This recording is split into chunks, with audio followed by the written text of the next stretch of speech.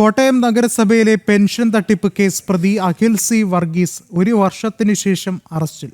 നഗരസഭയുടെ pension fund അമ്മയുടെ അക്കൗണ്ടിലേക്ക് മാറ്റുകയും 2.39 കോടി രൂപയാണ് ഇതിലൂടെ പ്രതി തട്ടിയത്.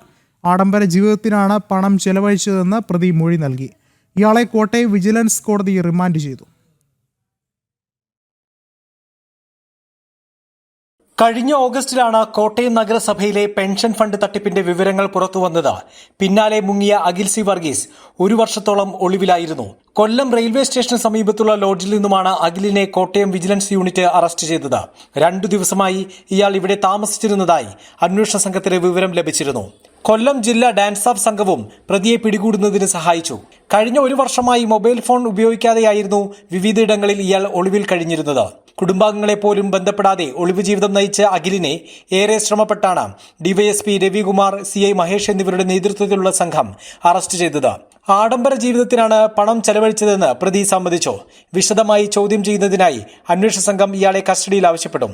2020 മുതൽ 23 വരെ കോട്ടയം നഗരസഭയിൽ ക്ലർക്കായി ജോലി ചെയ്യുന്ന സമയത്താണ് പ്രതി തട്ടിപ്പ് നടത്തിയത്. പ്രതിമാസം 5 ലക്ഷം രൂപയോളം വീതമാണ് രേഖകളിൽ കൃത്രിമം കാണിച്ച് ഇയാൾ മാറ്റിയത്.